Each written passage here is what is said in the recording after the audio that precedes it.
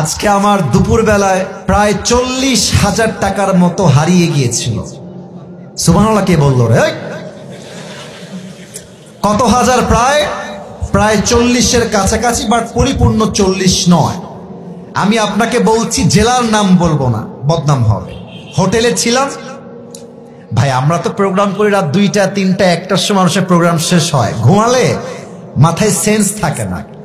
তো আজকে হোটেলে উঠেছি, সারা রাত জার্নি করে গিয়ে সকাল 9টায়। বলেন সবাই কয়টায়? সকাল 9টায় সকাল হয়ে গেছে। তো আমি আবার পায়জামার পকেটে টাকা রেখেছিলাম প্রায় 35 থেকে 40 কাছাকাছি, এরকম কিছু একটা অ্যামাউন্টের টাকা। তো ঘুমানোর আগে টাকাটা পকেট থেকে বের করে বালিশের নিচে রেখেছি, বালিশের নিচে। তো ঘুম থেকে উঠেছি, জোহরের নামাজ পড়েছি, বের হয়ে গিয়েছি বাহিরে দুপুরের লাঞ্চ করার জন্য। কিন্তু টাকা যে বালিশের নিচে ছিল আমি ভুলেই গেছি।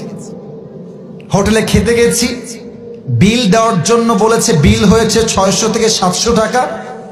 পকেটে হাত দিয়েছি, দেখছি টাকা নাই। মাথা তো আমার ঘুরে গেছে, কিরে টাকা আমি রাখলাম কোথায়? হঠাৎ করে মাথায় আসছে, আরে টাকা তো আমি হোটেলের বালিশের নিচে রেখে এসেছি। সঙ্গে সঙ্গে কোনো কথা ছাড়াই গাড়ি ঘুরিয়ে হোটেলে আসলাম। এসে খুব বিনয়ের সাথে ম্যানেজার সাহেব বললাম, স্যার আমি আবরারুল কাসিফ হুজুর, আপনি আমাকে চেনেন, আমি আপনাদের হোটেলের রুমে বালিশের নিচে এত টাকা রেখে গেছিলাম, 1000 টাকার বান্ডিল আর 500 টাকার বান্ডিল রেখে এলাম বালিশের কাছে। বললাম, স্যার যে পেয়েছে আমাকে বলেন দিয়ে দিতে। তো 2 জন যুবক আসলো, যারা ক্লিনার, যারা হোটেল ক্লিন করে। আমি ডাকলাম, এই এদিকে আসো। ওরা আমাকে আগে দেখে নাই। বললাম, তোমরা কি আমাকে চেনো? আমাকে চিনতে পারতেছো?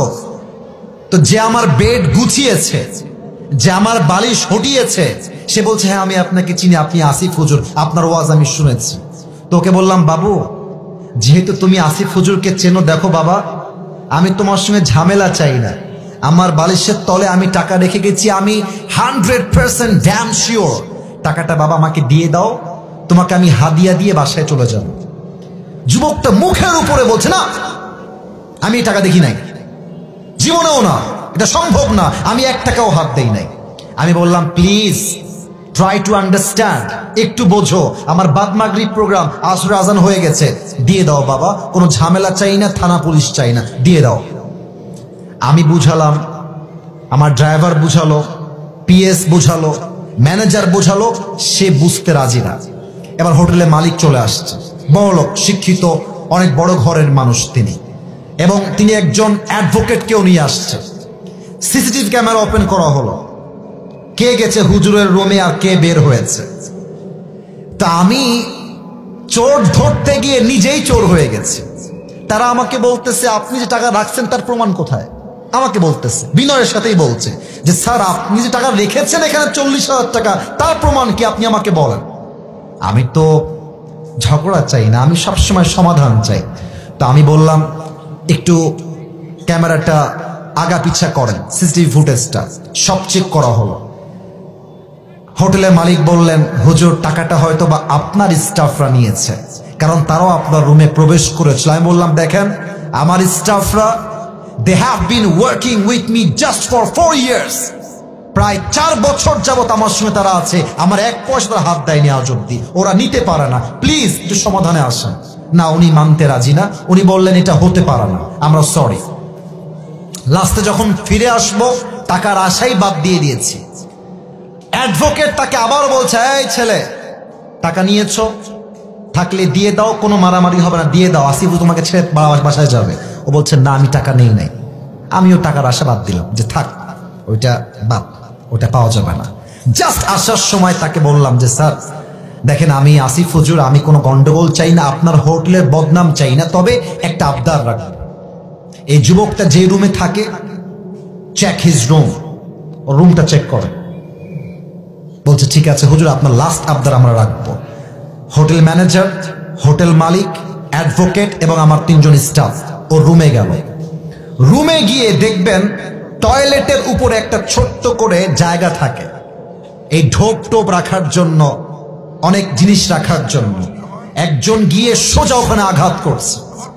যখনই খুলেছে দেখছে আমার সব টাকা ওখানে রাখা আছে। আর যখনই টাকা দেখতে পাইছে মালিক হোটেলের, ওরে ইচ্ছা মতো মারা শুরু করছে। সেই মায়ের আমি গিয়ে পরে ঠেকায় ঠুকাই নিয়ে আসলাম। আর ওই যুবকটা পা ধরে এত কান্নাকাটি। আমি বললাম, যুবক তুমি কি করলা এটা? তুমি আমাকে বলতা যে হুজুর আমি টাকাটা পেয়েছি, নেন আপনি, আপনার যা মন চায় আমাকে খুশি হয়ে দিবেন, তাতেই আমি খুশি। আমি তোমাকে দিতাম অনেক টাকা খুশি হয়ে। তুমি কি করলা? এখন তুমি টাকাটাও পাইলে না, তোমার চাকরিও হারায় গেল। শিক্ষা কি পেলেন? শিক্ষা একটা, যদি আপনি জ্ঞানী মানুষ হয়ে থাকেন, আপনি মাথায় রাখবেন যে আমার এই টাকাটা দামি নয়, আমার বিশ্বাসটা দামি। যদি আমি বিশ্বাস রাখতে পারি, পুরস্কারও থাকবে, চাকরিও থাকবে, জীবনটাও সুন্দর হবে। মূর্খতা করবেন, চাকরিও থাকবে না, জীবনটাও অসুন্দর হয়ে যাবে। ঠিক কিনা বলেন?